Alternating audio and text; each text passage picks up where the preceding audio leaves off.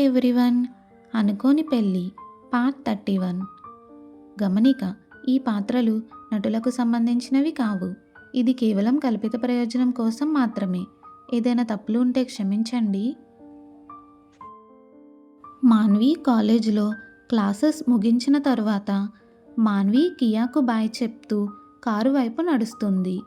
కారులో driver Arjun hello madam అని పలకరిస్తాడు. అతను రేయాన్ష్కి అత్యంత నమ్మకమైన వ్యక్తులలో ఒకడు. కొంచెం భయంకరంగా కనిపించినా అతను మౌనంగా విధేయంగా పనిచేస్తాడు. వారు ఇంటికి వెళ్తూ ఉండగా మాన్వి ఒక చిన్న దుకాణం దగ్గర ఆపమని చెప్పి ఆ దుకాణం లోపలికి వెళ్తుంది. తిరిగి బయటకు రాగానే అర్జున్ ఫోన్లో మాట్లాడుతూ ఉండడం గమనిస్తుంది.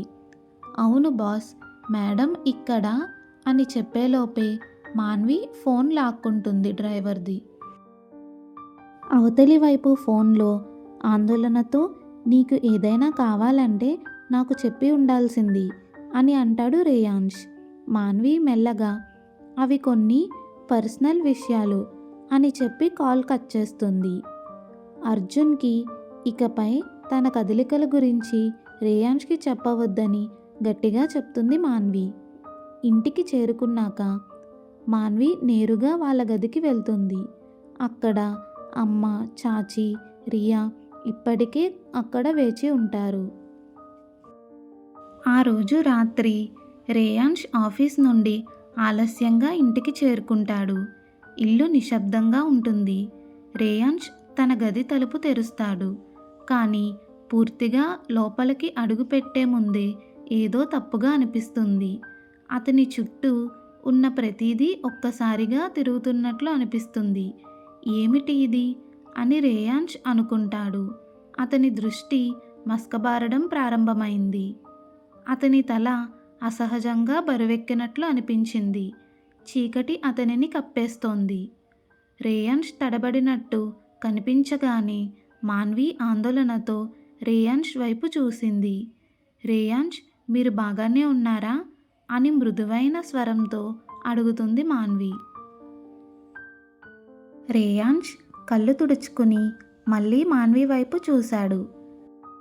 నిజంగానే ఆమె మాన్వియేనా అన్న సందేహం క్షణం పాటు రేయాన్ష్ మనసులో మెదిలింది. మాన్విను లోపలికి తీసుకెళ్తూ అతని నోటి నుండి తెలియకుండానే ఏంజెల్ అనే పదం వినిపిస్తుంది. నల్లటి గౌను మాన్వి శరీరాన్ని పూర్తిగా కప్పివేసిన మాన్వి గంభీర్యాన్ని మరింత అందంగా చూపిస్తోంది. అందమైన నల్లటి గౌను వేసుకుని ఏంజెల్లా ఉంది మాన్వి. ఇలాంటి దుస్తులలో మాన్విని చూడడం రేయాన్ష్కు ఇదే మొదటిసారి. మాన్వి స్వర్గం నుండి నేరుగా దిగివచ్చిన దేవదూతలా కనిపించింది. నువ్వు బాగానే ఉన్నావా అని మాన్వి అడిగినప్పుడు రేయాన్ష్ ఆలోచనల నుండి బయటకు వచ్చాడు. అతని పెదవులపై విశాలమైన చిరునవ్వు విరిసింది. నువ్వు నా భార్యవి కాబట్టి నువ్వు ఎంత మధురంగా అందంగా ఉన్నావో నేను చూస్తున్నాను. ఎందుకంటే నువ్వు నా దానివి కాబట్టి అని ఆలోచించకుండా అంటాడు రేయాన్ష్. ఆ మాటలకు మాన్వి కళ్ళు ఆశ్చర్యంతో పెద్దవి అవుతాయి. మాన్వి బుగ్గలు సిగ్గుతో ఎర్రబడతాయి. మాన్వి భయాన్ని తగ్గించాలనే ప్రయత్నంతో ఇదంతా ఏమిటి అని రేయాన్ష్ గది చుట్టూ చూస్తూ అడుగుతాడు. తర్వాత చెబుతాను, కానీ ముందుగా వెళ్ళి దుస్తులు మార్చుకోండి. మీకోసం ఒక సూట్ తీసి పెట్టాను, దయచేసి దాన్ని ధరించండి అని మాన్వి అమాయకంగా చెప్తుంది రేయాన్ష్కు. రేయాన్ష్ గదిలోకి అడుగుపెట్టిన క్షణం నుంచే అతని చూపు మాన్విపై నుంచి పక్కకి పోదు. దూరంగా చూడడం నేరంలా అనిపించింది రేయాన్ష్కు. తల ఊపుతూ మాన్వి ఇచ్చిన బట్టలు తీసుకుని చేంజింగ్ రూము వైపు నడిచి వెళ్తాడు రేయాన్ష్. రేయాన్ష్ గుండె గుర్రం కన్నా వేగంగా పరిగెడుతోంది. ఈరోజు మాన్వి ప్రపోజ్ చేస్తుందా అన్న ఆలోచన రేయాన్ష్ ఛాతీని బిగపట్టినట్టు అనిపిస్తుంది. సూట్ మార్చుకొని అద్దంలో తనను తాను చూసుకున్నాడు రేయాన్ష్. మాన్వి ఎంపిక పక్కాగా ఉంది, చాలా బాగుంది. వారిద్దరూ ఒకరికొకరు సరిపోతున్నట్లు కనిపించారు.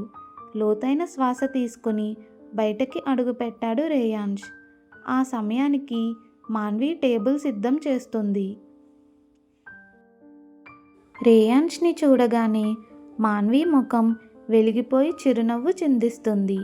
ఆ క్షణంలో రేయాంష్ మనసులో ఒక్క ఆలోచనే, అన్నీ మూర్ఖపు పనులు చేయకపోయి ఉంటే ఇప్పుడే మాన్విని ముద్దు పెట్టుకునేవాణ్ణి అని అనుకుంటాడు రేయాంష్.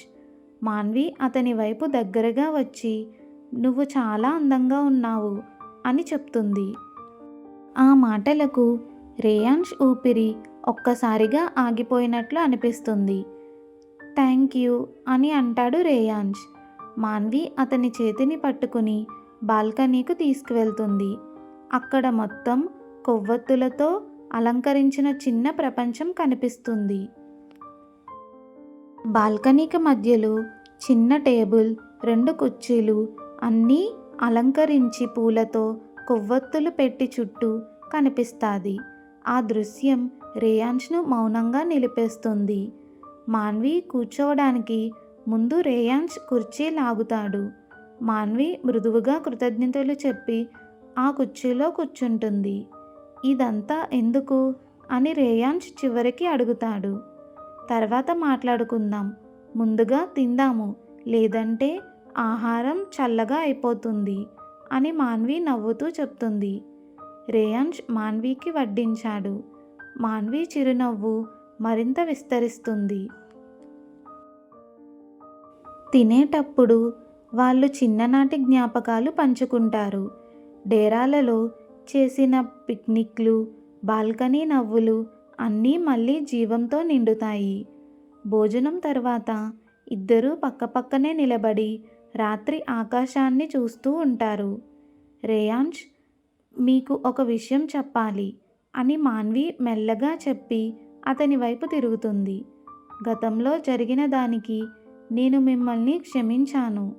ఈ సంబంధానికి ఒక అవకాశం ఇవ్వడానికి నేను సిద్ధంగా ఉన్నాను అని చెప్తుంది మాన్వి. మాన్వి మాటలు ముగియగానే రేయాంష్ ఆనందంతో మాన్విను నేల నుండి పైకి ఎత్తుకొని తిప్పుతాడు. ధన్యవాదాలు, నాకు ఈ అవకాశం ఇచ్చినందుకు ధన్యవాదాలు అని ఉత్సాహంగా అంటూ మాన్విని చుట్టూ తిప్పుతాడు రేయాంష్. రేయాంష్, నన్ను పడేస్తారు అని మాన్వి నవ్వుతూ చెప్తుంది. రేయాంష్ మాన్విను మెల్లగా నేలపైకి దించి నుదిటిపై ముద్దు పెట్టుకుంటాడు. మాన్వి క్షణం పాటు స్తంభించిపోతుంది. నేను ఉత్సాహంగా ఉన్నాను అని రేయాంష్ సిగ్గుతో అంటాడు. మాన్వి అతని చేయి పట్టుకుని దగ్గరగా వచ్చి, మన పెళ్ళికి అవకాశం ఇస్తానన్నాను కదా, కాబట్టి ఇది బాగానే ఉంటుంది అని సిగ్గుతో చెప్తుంది మాన్వి. నిజంగానేనా అని రేయాంష్ అడుగుతాడు. మాన్వి చిరునవ్వుతో తల ఊపుతుంది. ధన్యవాదాలు నా భార్య అని రేయాంష్ మెల్లగా అంటాడు. చెప్పకు నా భర్త అని మాన్వి తిరిగి జవాబిస్తుంది. రేయాంష్ ముఖం మొత్తం ఎర్రపడుతుంది. నువ్వు నాకు మరణం అవుతావు అని నాటకీయంగా చెప్పగా ఇద్దరూ పగలబడి నవ్వుకుంటారు. ఇప్పుడు పడుకుందాం, రేపు నాకు కాలేజ్ ఉంది అని మాన్వి చెప్పి బట్టలు మార్చుకోవడానికి వెళ్తుంది. కొద్దిసేపటికి రేయాంష్ కూడా అక్కడికి చేరతాడు. నిద్ర దూరంగా ఉన్న మాన్వి ప్రశాంతమైన ముఖం అతని మనసును నింపుతుంది. గుడ్ నైట్ అని మాన్వి కళ్ళు మూసుకుని చెప్తుంది. గుడ్ నైట్ మై లేడీ అని రేయాంష్ లైట్లు ఆపి చెప్తాడు. ఆ రాత్రి రేయాంష్ తనలోని మరోవైపును మాన్వికి చూపిస్తానని మౌనంగా ప్రతిజ్ఞ చేసుకుంటాడు.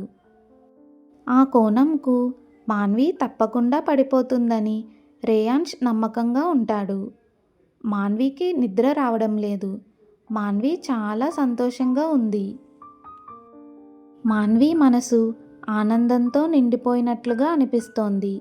రేయాంష్ మాన్వి కోసం చాలా చేస్తాడు కాబట్టి ఇవన్నీ ఇంట్లో వాళ్ళ సహాయంతో ప్లాన్ చేస్తుంది మాన్వి. అతనికి ప్రత్యేకంగా ఏదో చేయాలని కోరుకుంది. రేయాంష్ ప్రతిచర్యను చూసిన క్షణంలోనే ఇది అంతా విలువైనదే అని మాన్వీకు తెలిసిపోయింది. మాన్వి అతన్ని హృదయపూర్వకంగా క్షమించింది. అతని చర్యలను ఇప్పుడు రేయాంష్ తన గత ప్రవర్తన గురించి ఎంత అపరాధ భావనతో ఉన్నాడో స్పష్టంగా చూపిస్తున్నాడు. నిజాయితీగా చెప్పాలంటే మాన్వీకు అది సరే అనిపించింది. కనీసం రేయాంష్ తన తప్పును గ్రహించాడు కాబట్టి.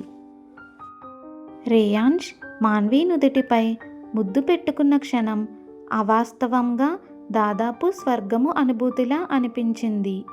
రేయాంష్ పెదవులు మాన్వి చర్మంపై తాకినప్పుడు అది ఒక కల లాంటిదిగా అనిపించింది మాన్వీకు. మాన్వి తనలో తానే నవ్వుకుంది. మాన్వి, నువ్వు నీ సొంత భర్త మీద వ్యామోహం పెంచుకుంటున్నావు. అది తనను తానే మందలించుకుంది మాన్వి. కానీ వెంటనే భర్త ఇలా ఉన్నప్పుడు వ్యామోహంలో ఉండటంలో సిగ్గులేదు అని తనను తానే ఓదార్చుకుంది మాన్వి. మాన్వి వెనక్కి తిరిగి చూసినప్పుడు రేయాంష్ అప్పటికే నిద్రపోతున్నాడు. మాన్వి అతనికి దగ్గరగా వెళ్ళి ముఖాన్ని చూస్తూ ఉంటుంది. రేయాంష్ చాలా అమాయకంగా కనిపిస్తున్నాడు. అదే సమయంలో చాలా అందంగా కూడా. మాన్వీకు తెలియకుండానే ఆమె చేయి అతని ముఖం వైపు కదిలింది.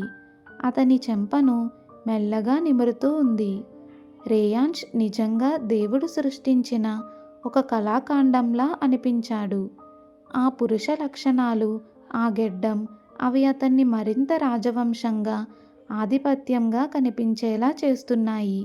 రేయాంష్ పరిపూర్ణుడు అని అనుకుంటుంది మాన్వి. మాన్వి తన చేయిని వెనక్కి లాగబోతున్న క్షణంలో ఊహించని విషయం జరిగింది. రేయాంష్ మాన్వి నడుమును పట్టుకొని తన వైపు లాగి కౌగిలించుకుంటాడు. మాన్వి తల అతని చేతిపై ఉంటుంది. ఆమె చేయి అతని ఛాతీపై ఉంటుంది. అతనికి అసౌకర్యం కలగకూడదని మాన్వి దూరంగా వెళ్ళడానికి ప్రయత్నిస్తుంది. కానీ రేయాంష్, నువ్వు కంఫర్టబుల్గా ఉంటే ఇలా పడుకోవచ్చు అని అంటాడు. మాన్వి ఒక్క క్షణం స్తంభించిపోతుంది. తర్వాత అక్కడే ఉండాలని నిర్ణయించుకుంటుంది. కదలకుండా నిశ్శబ్దంగా అలాగే పడుకుంటుంది మాన్వి. ఇంతసేపు రేయాంష్ మేల్కొనే ఉన్నాడా అని మాన్వి అనుకుంటుంది. అభినందనలు మాన్వి, నువ్వు మళ్ళీ నిన్ను నువ్వు ఇబ్బంది పెట్టుకున్నావు అని చివరికి నిద్రలోకి జారే ముందు తనలో తానే అనుకుంటుంది Manvi. Next part continuous. Reyansh మరియు మాన్వి అనుకోని పెళ్లి జీవితాన్ని తెలుసుకోవడానికి లైక్ చేసి, షేర్ చేసి, సబ్స్క్రైబ్ చేయండి. Thanks for watching.